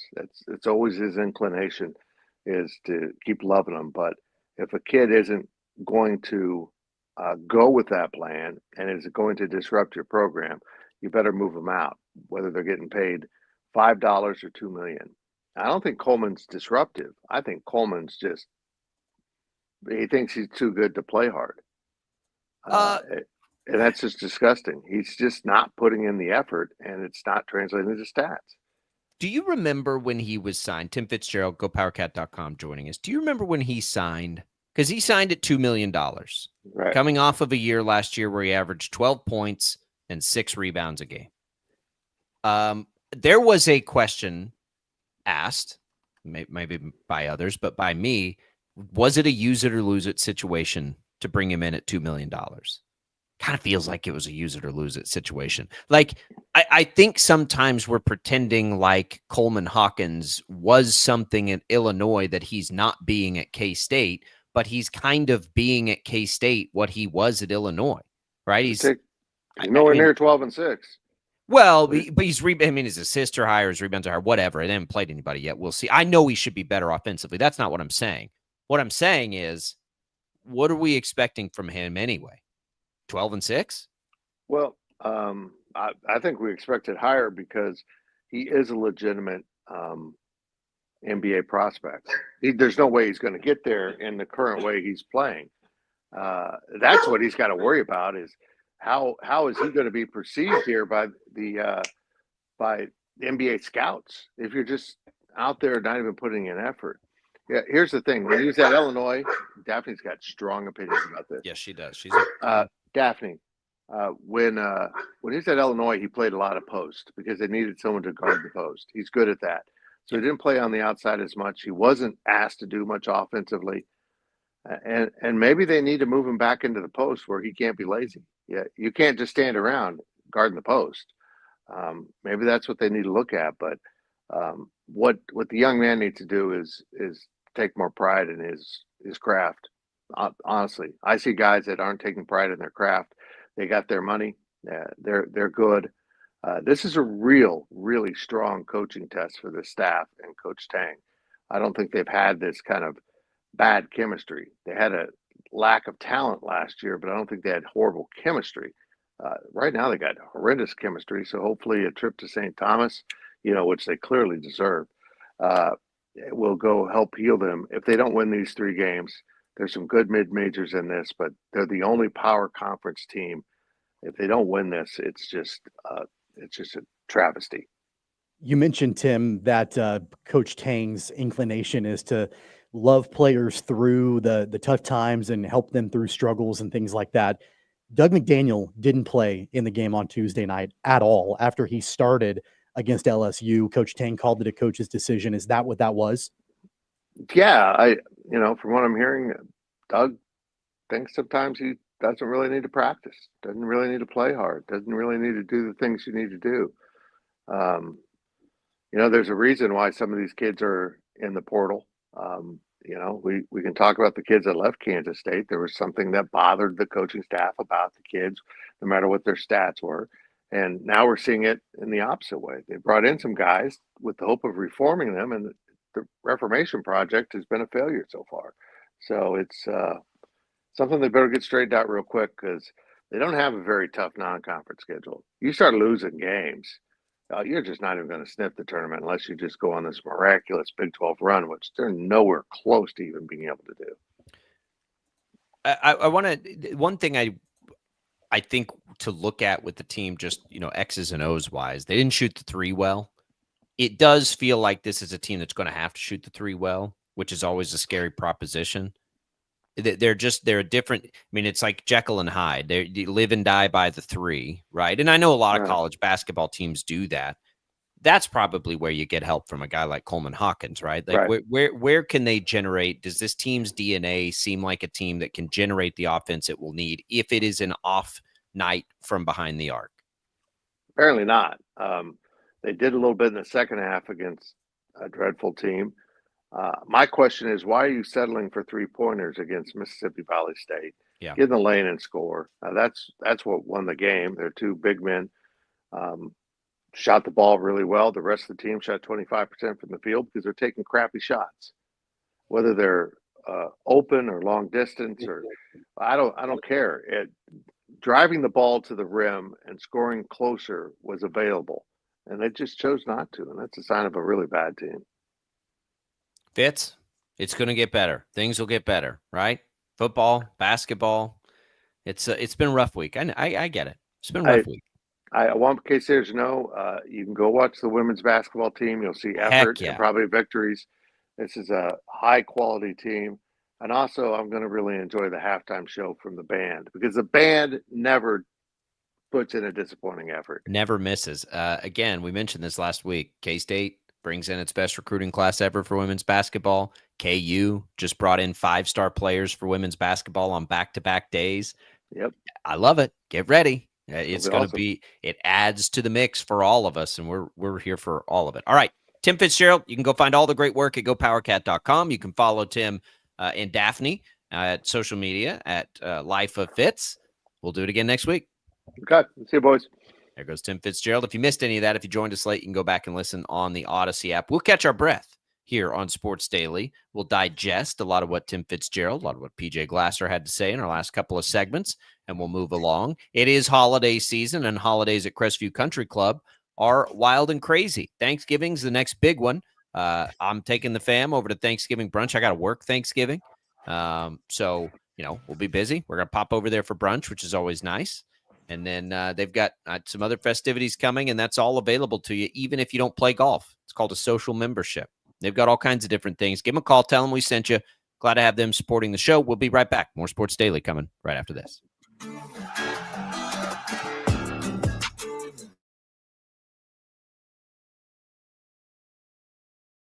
Just because it's 4 o'clock doesn't mean your day's wrapping up. Get the facts first on 12 News at 4. It doesn't matter where you are.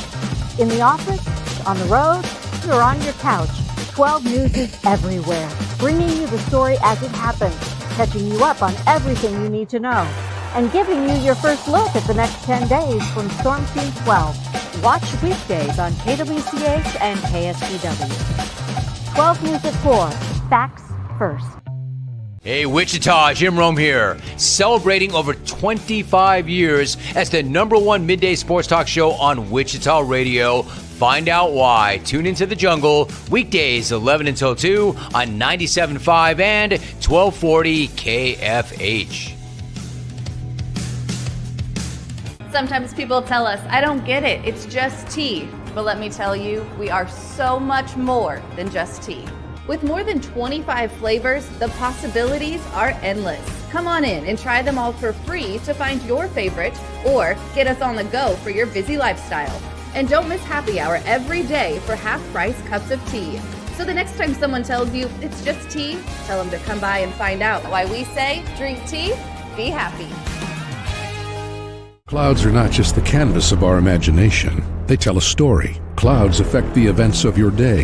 Sometimes they growl, sometimes they inspire, but they're always the messengers of nature's mood, written in the sky. Storm Team 12 understands the language of clouds. We're dedicated to decoding their message so you know what to expect. Behind every cloud, there is a story waiting to be told. Trust Ross Jansen and Storm Team 12, alerting you first to the impact on your life.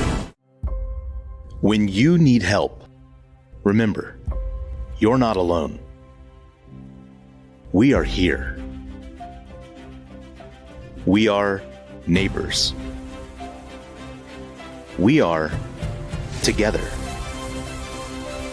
We are Kansas.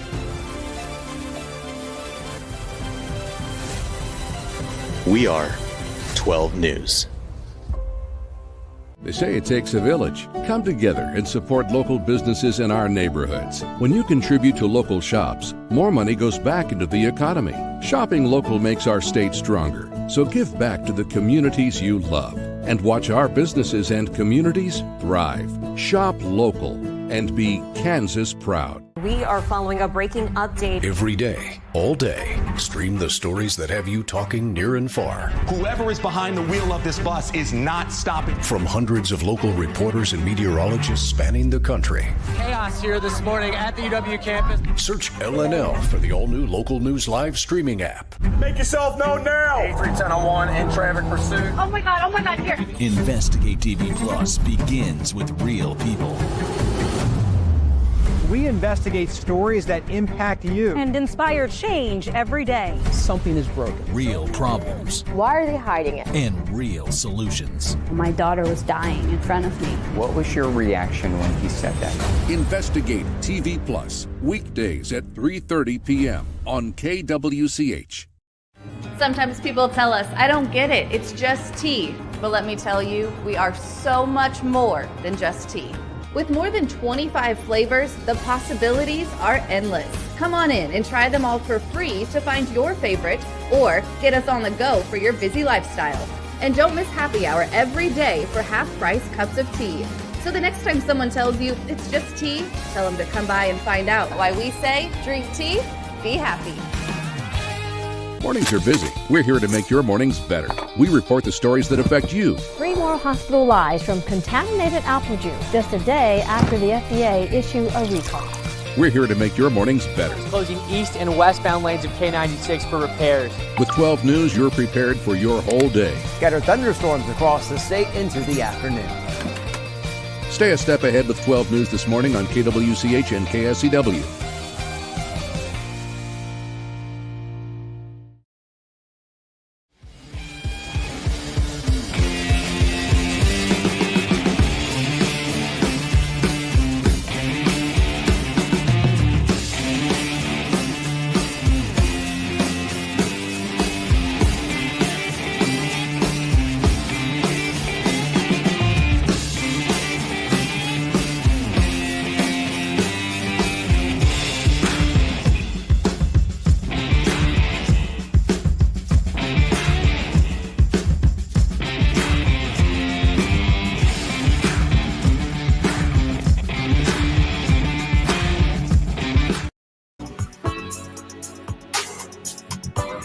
All right, welcome back.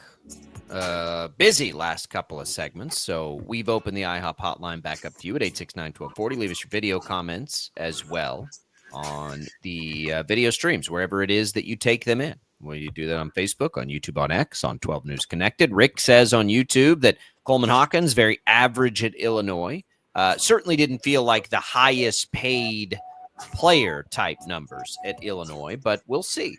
He came on strong at the end of the year for Illinois. I know that's something that he's been trying to tout, right now with this slow start at Kansas State was, hey, look, I started slow at Illinois last year. And, then it got to the point towards the end of the year that he was scoring 20 points plus in a lot of those games down the stretch for Illinois. So it's just going to be a matter of whether or not he can duplicate that and do it again at Kansas State.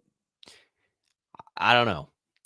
It does give you hope, though. I mean, it's Tang and this staff. So if anybody can get it right, it's these guys. I mean, I think like if you had to think of challenges Jerome Tang is most equipped to handle, this would feel like something he'd be very good at. So hopefully so, because I really want this. Like, again, on paper, this is such an interesting mix and seemingly good fit. But yeah, you got to have the motivations there. So it was interesting to hear Fitz go down that road. Of course, up there in Manhattan, you're more in tune with those sorts of things. But we'll see. We need him to be good. Tommy, you and I haven't talked about the CFP. Paul and I got into it a little bit on Wednesday morning. Boise's in there. I think there are a lot of people confused as to why they would have the bye if that happens. But the reality, it's pretty simple. They're more highly ranked right now than any Big 12 team. Now, I know that might make people mad. I would tell you that the likelihood of them staying there is low, right? is low. If a team comes through the Big 12 through the rest of the season in a conference championship game, has 2 losses or fewer, they're going to pass Boise State with 1 loss. Boise State's calling card is they've won all their games except one, and your calling card can't be a close loss to Oregon, right? That can't be what you hang your hat on to get a bye in the playoff. And I don't think the committee would do that. But I don't think there's a problem with this much, with 3 games, 4 games left to play, putting them there now is fine. I don't have an issue with that. But I would tell you that either, if any of these, Arizona State, Colorado, or BYU, end up being the conference champion with 2 or fewer losses, they're going to pass Boise. I mean, they will, because they'll have had quality games to get there. So I wouldn't be too worried about that if I was a Big 12 fan. Boise's really the only threat in that world. I mean, I suppose Army is. Nobody's going to complain if Army ends up making it through, right? They've got their big game against Notre Dame this weekend in what would become the greatest story of all time if Army makes it into the college football playoff. It would be.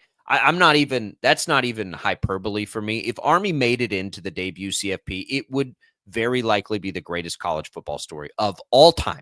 I mean, is there a world where, and I don't think all 3 of these teams is likely, but at least maybe 2 out of the 3 where you could see Boise State, Army, and Tulane in the 12-team playoff? So. No, not even 2 of them. You think it'll be one? I don't think so. I mean, I guess if Boise and Army both win the rest of their games, then it would happen probably. Army will have, but look, if Army does its thing, it beats a team like Notre Dame, I mean, it's going to have a really interesting case to make because it will have had that win that's better than anything. Tulane would fall out of the mix. I mean, either Tulane or Army is going to be there because they'd play each other, right? They would play each other in a conference championship game, so it'd have to be Boise and one of them. So let's say you're looking at having to edge out a team like Tennessee. It's going to be interesting. Tennessee is the first team out in the latest bracket release, right? Notre Dame would fall out, though, so that would help. If Army beats Notre Dame's got to fall below Army with 2 losses and Army and a head-to-head loss, so that would be one that opens up. I don't think Miami's going to run the table. I don't think Indiana. Here's a prediction for you, Tommy. Indiana won't make the college football playoff. Really? No, I don't think so. Why do you say that? I mean, I know they play Ohio State this weekend, but I even think a loss at Ohio State probably does that drop them all the way out of the top 12? No, but I think it keeps them in the mix to play a conference championship game. And I love the Indiana story. I don't know the rules of the conference championship for the Big Ten. I believe it's just the top 2 teams, right? I think it's just the top 2 teams with this new bigger conference that they've got going now too. So if they lose and get in somehow in a conference championship game, because I believe they close with Purdue, who's terrible, then okay, now you're going to put Indiana up against Oregon, Ohio State again, or Penn State. What do you think is going to happen there? I mean, Indiana's really good. Now you have it, but now you have an Indiana team with 2 losses that has literally beat nobody this year of consequence, right? What is their best performance this year? And I'm not asking that like pull it up on recall of what they've done this year. Tommy, they haven't done their schedule has been horrible. They haven't played anybody. They beat teams that you would think would end up being better than what they are, and they haven't been. Michigan's been disappointing. They beat them. Washington's been disappointing. They beat them. Nebraska has been disappointing. They blew them out. Okay, so real quick, Michigan State is 4th from the bottom of this 16-team league. You're correct. I didn't mention Michigan State. Oh, I thought you said Michigan State. Sorry. Michigan. So Michigan's okay. Let's do this. Michigan's bottom half.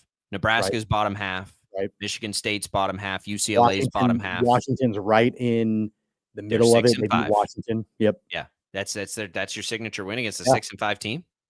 I get it, but like I'm not willing to write them off yet. Until no, I'm not. They got to play the games. This weekend is the biggest test for them.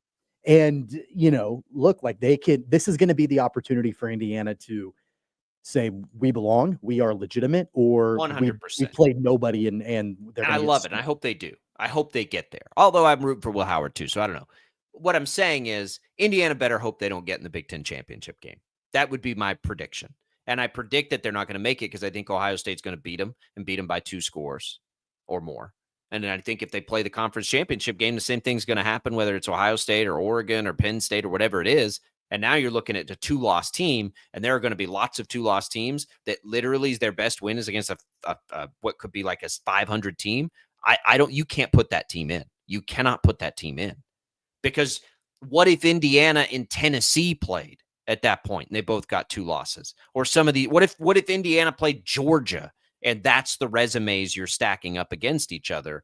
So I think there are some opportunities to get in there because I think they're coming out. I think, let me pull them back up. I don't know. It's going to be fascinating for all the right reasons. This will be fun. This will be wild and crazy. But what is the only thing that is driving me crazy at the moment, and it could correct itself, so it's not that big a deal yet, is how many Big Ten teams we see near the top. Because it's just, I don't think it's going to hold up again. So I think it's okay.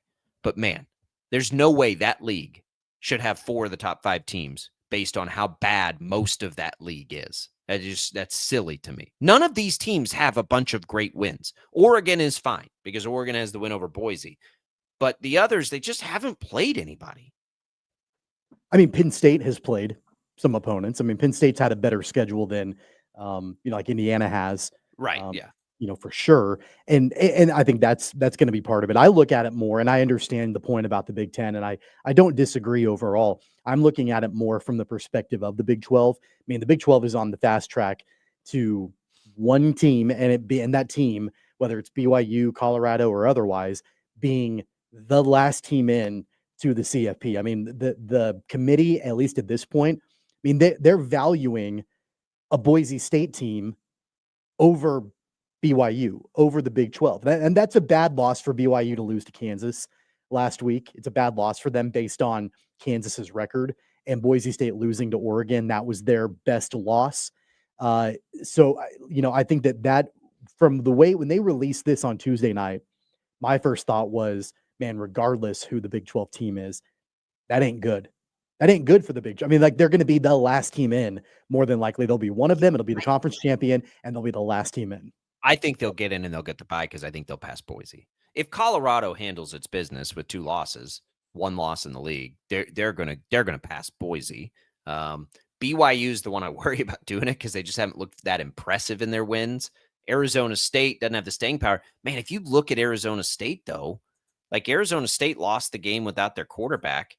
Arizona State, like you lost on the road to Tech and to Cincinnati. Those aren't bad teams. You got a win over K-State now. You would have a win over BYU if that's the scenario that plays out.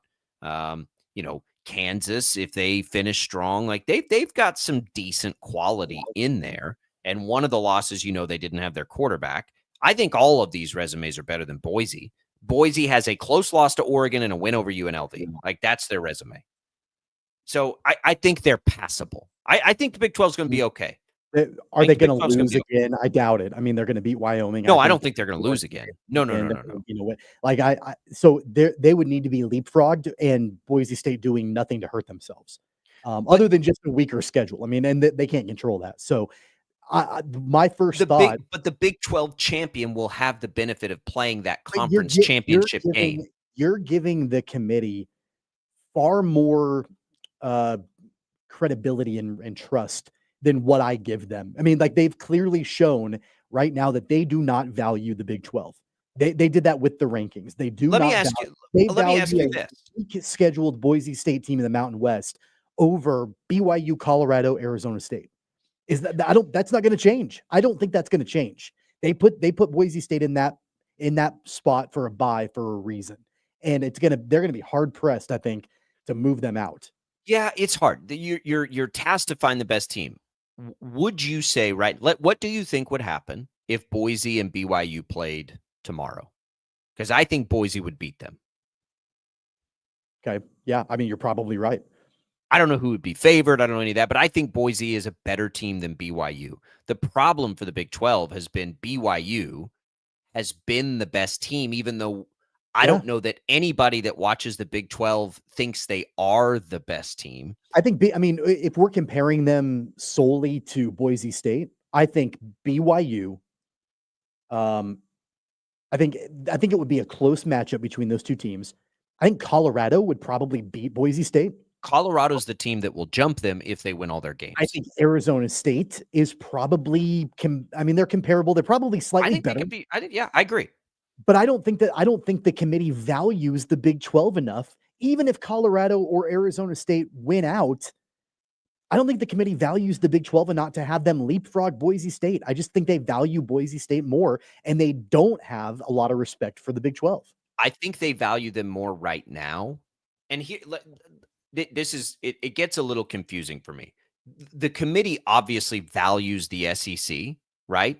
But we're looking at it with 3 weeks to go and seeing things that anger us. Like, yeah, the Big Ten hadn't played anybody. But what we're not considering is the amount of good games still on the table for the SEC and the Big 12 on through the conference championship.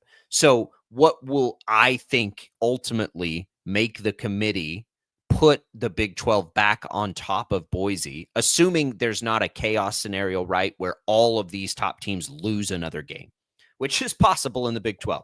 But let's say it's Colorado, and Colorado wins their next two games, right? And then they get into a championship game against a 1-loss BYU team or a 2-loss Arizona State team, because Arizona State and BYU play each other. You will then have that game happen, and Boise play whoever it is they're going to play in the Mountain West. I think that is the ticket where even if Boise doesn't lose, the Big 12 would then go back ahead of Boise because of that high quality game they get in a championship game. I think the same thing's going to happen for the SEC over some of these Big 10 teams that are up there now. They're going to get such a quality game in the SEC championship that whichever one it is, we're going to say the SEC is probably going to have the 2 seed and the Big 12 is probably going to have the 4 seed. That would be my prediction, I guess. Here's what I think is going to happen, crystal ball wise. I think BYU loses this weekend at Arizona State. Okay. I think that they continue on that side. Then it's Arizona State and Colorado. And then at that point, I think it would have to be Colorado beating Arizona State in the Big 12 championship game for Colorado to leapfrog Boise State, assuming Boise State wins out. That's what I don't think BYU a week from now is going to be in the top 12. I think it will be in the Big 12. They'll be leapfrogged by Colorado and Arizona State both. I think that's going to end up happening. And then at that point, I don't think Arizona State is strong enough in the committee's eyes. Maybe they are, on the field, but in the committee's eyes to leapfrog Boise State. I think the only team in the Big 12 that can leapfrog Boise State and get a bye would be Colorado. Well, I think BYU can if they were to beat Arizona State and then beat Colorado. I don't think they're going to do that, though. I don't think they're going to do it. Yeah. Right. Yeah. Here's the nightmare scenario for the Big 12, and this is real weird for us because obviously we follow and want Kansas to be really good. It's Colorado. Colorado. They were kind of all screwed. And then Boise's going to get the bye. And honestly, it's not the wrong decision at that point either. It's the right decision. Boise has earned that, and that's the way the system's set up. And if that is the scenario that plays out, I don't have a problem with it. Right? I mean, you can pretty easily make a case with me for Boise's resume over an Arizona State Big 12 championship. I'm not going to be furious about that. I think what sucks about it is that Arizona State has played a better schedule than Boise State. Obviously, a week-to-week schedule in the Big 12 is better than a week-to-week schedule in the Mountain West, no matter how you slice it. But you can make that case. We're making predictions here. Mine is that Indiana does not play in the playoff. I hope I'm wrong about that. I'd love to see them in there. And I'd love for this to be real and them to beat all these other teams I don't really like in the Big Ten anyway. All right, let's come back. More Sports Daily when we return. Don't go away. It's all Brockton Caster on a Thursday.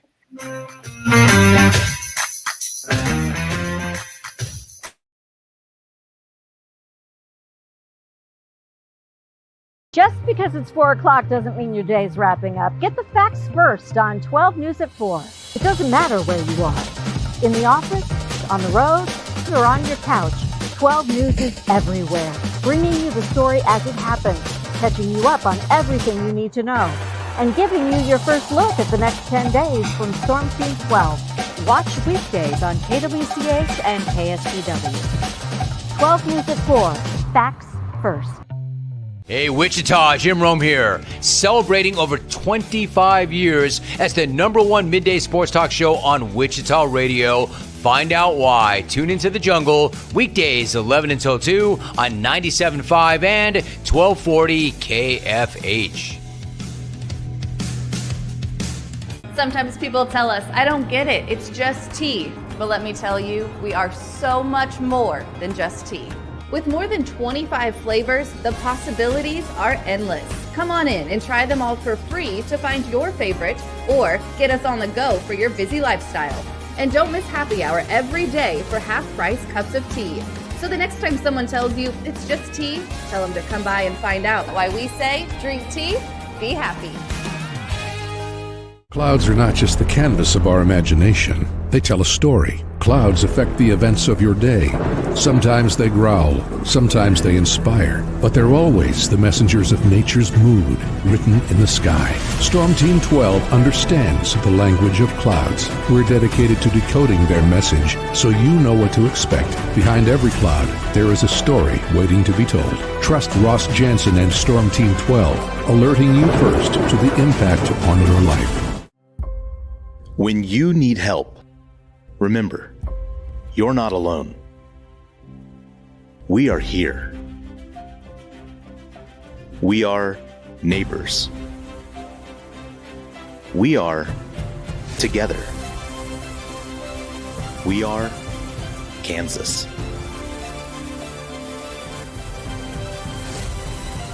We are 12 News. They say it takes a village. Come together and support local businesses in our neighborhoods. When you contribute to local shops, more money goes back into the economy. Shopping local makes our state stronger. So give back to the communities you love and watch our businesses and communities thrive. Shop local and be Kansas proud. We are following a breaking update. Every day, all day, stream the stories that have you talking near and far. Whoever is behind the wheel of this bus is not stopping. From hundreds of local reporters and meteorologists spanning the country. Chaos here this morning at the UW campus. Search LNL for the all-new Local News Live streaming app. Make yourself known now. 310-01 in traffic pursuit. Oh my God, here. Investigate TV Plus begins with real people. We investigate stories that impact you. And inspire change every day. Something is broken. Real problems. Why are they hiding it? And real solutions. My daughter was dying in front of me. What was your reaction when he said that? Investigate TV Plus, weekdays at 3:30 p.m. on KWCH. Sometimes people tell us, I don't get it, it's just tea. But let me tell you, we are so much more than just tea. With more than 25 flavors, the possibilities are endless. Come on in and try them all for free to find your favorite or get us on the go for your busy lifestyle. And don't miss happy hour every day for half-price cups of tea. So the next time someone tells you it's just tea, tell them to come by and find out why we say drink tea, be happy. Mornings are busy. We're here to make your mornings better. We report the stories that affect you. 3 more hospital lies from contaminated apple juice just a day after the FDA issue a recall. We're here to make your mornings better. Closing east and westbound lanes of K96 for repairs. With 12 News, you're prepared for your whole day. Scattered thunderstorms across the state into the afternoon. Stay a step ahead with 12 News this morning on KWCH and KSCW.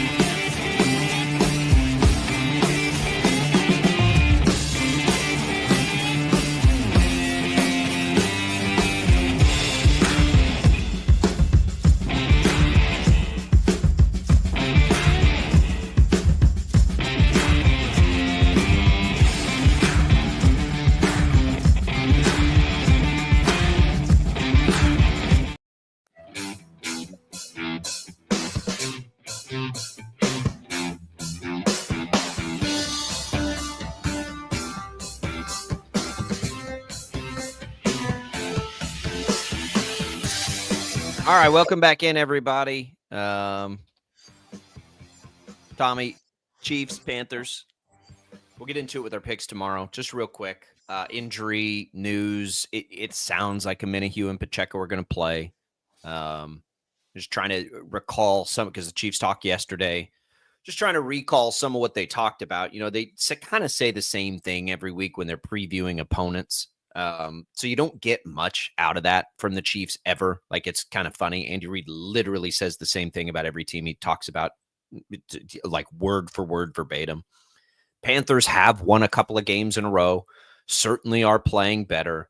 That was, that was a point. They have responded well. Everyone thinks to the loss. Mahomes talks about, starting games, the way they're finishing games. And then Worthy, everyone's optimistic. I'm trying to, they didn't get into the line a ton. There's not much to get into. I still think they're going to run the crap out of it this weekend. Just to, I don't, it's hard because you could also get the Panthers through the air, but I mean, why wouldn't you just start there? But then the flip side of it is, are you allowed in a game where you should beat a team badly to work on some things in pass blocking? Yeah, I do think that it was notable from Andy Reid talking to the media this week about how they might have been a little bit too conservative, to get the game plan going, to start the game against Buffalo. And that maybe contributed to the slow start. It's this really fine balance between showing your cards and not showing your cards, prepping for the playoffs versus, just not really giving your guys much to work with in the regular season. And so I don't know how much of that contributed to the loss ultimately for Kansas City on Sunday against Buffalo. But I do think that they're in a spot to bounce back a little bit against Carolina this week. As far as the line is concerned, I mean, everybody can be a broken record about it. Everybody and their sister knows the line is bad. The left tackle is bad. The outside line is bad. Left and right tackle are bad. Left and right tackle. It's bad.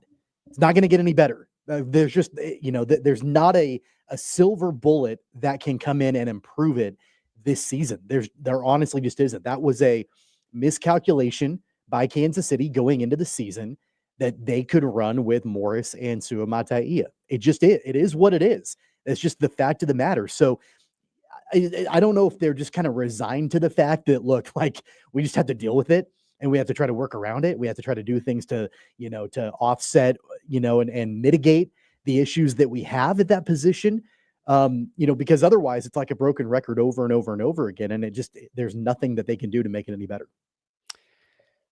I think that, I don't know that I would bet on those players getting better, but they are young players. If we're going to say, and I agree that Worthy is a young player who will get better. In fairness, Chiefs have a great offensive line coach. These are young players that could get better. It's, can they get better within a season and fast enough to make the impact that we need to? I guess that becomes the question. I think we always need to be fair to young players getting better. And they are young players, not Juwan Taylor, but the two left tackle. Well, the one, Kingsley's not even really on the roster right now. Somebody else is a young player on the offensive line. Ethan Driscoll, I think, is the young player on the offensive line. Okay. I don't think it can get worse.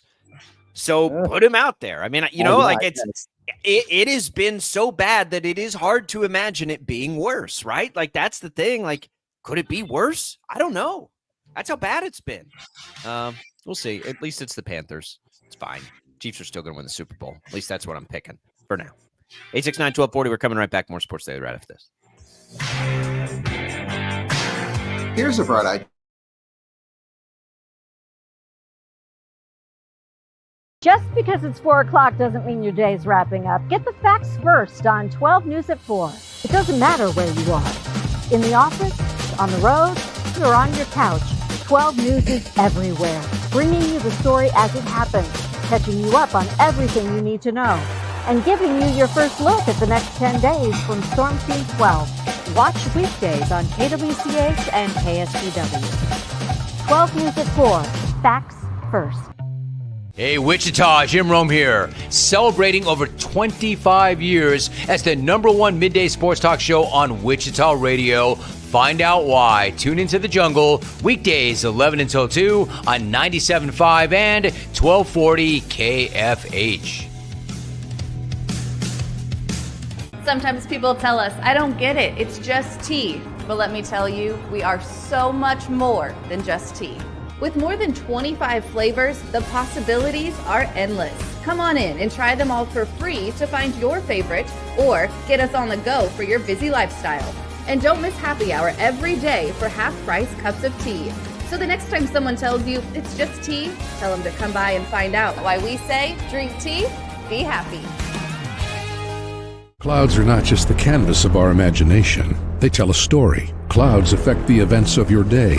Sometimes they growl, sometimes they inspire, but they're always the messengers of nature's mood written in the sky. Storm Team 12 understands the language of clouds. We're dedicated to decoding their message so you know what to expect. Behind every cloud, there is a story waiting to be told. Trust Ross Jansen and Storm Team 12, alerting you first to the impact on your life. When you need help, remember, you're not alone. We are here. We are neighbors. We are together. We are Kansas.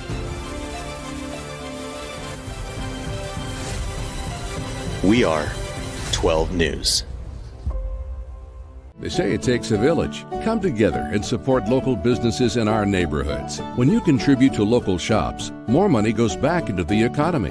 Shopping local makes our state stronger. So give back to the communities you love and watch our businesses and communities thrive. Shop local and be Kansas proud. We are following a breaking update. Every day, all day, stream the stories that have you talking near and far. Whoever is behind the wheel of this bus is not stopping. From hundreds of local reporters and meteorologists spanning the country. Chaos here this morning at the UW campus. Search LNL for the all-new Local News Live streaming app. Make yourself known now. 310-01 in traffic pursuit. Oh my God, here. Investigate TV Plus begins with real people. We investigate stories that impact you. And inspire change every day. Something is broken. Real problems. Why are they hiding it? And real solutions. My daughter was dying in front of me. What was your reaction when he said that? Investigate TV Plus, weekdays at 3:30 p.m. on KWCH. Sometimes people tell us, I don't get it, it's just tea. But let me tell you, we are so much more than just tea. With more than 25 flavors, the possibilities are endless. Come on in and try them all for free to find your favorite or get us on the go for your busy lifestyle. And don't miss happy hour every day for half-price cups of tea. So the next time someone tells you it's just tea, tell them to come by and find out why we say drink tea, be happy. Mornings are busy. We're here to make your mornings better. We report the stories that affect you. 3 more hospital lies from contaminated apple juice just a day after the FDA issued a recall. We're here to make your mornings better. Closing east and westbound lanes of K96 for repairs. With 12 News, you're prepared for your whole day. Scattered thunderstorms across the state into the afternoon. Stay a step ahead with 12 News this morning on KWCH and KSCW.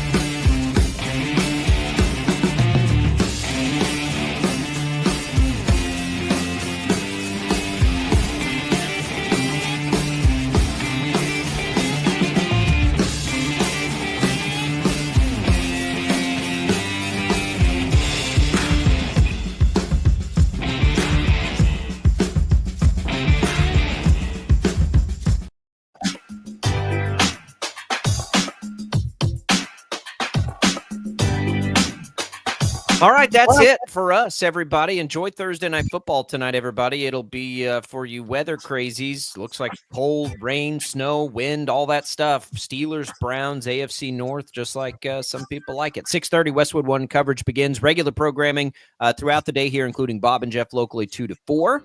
I appreciate everybody for being here with us. For Jad and Tommy, I'm Jacob. Tommy, have a good day. We'll see you then.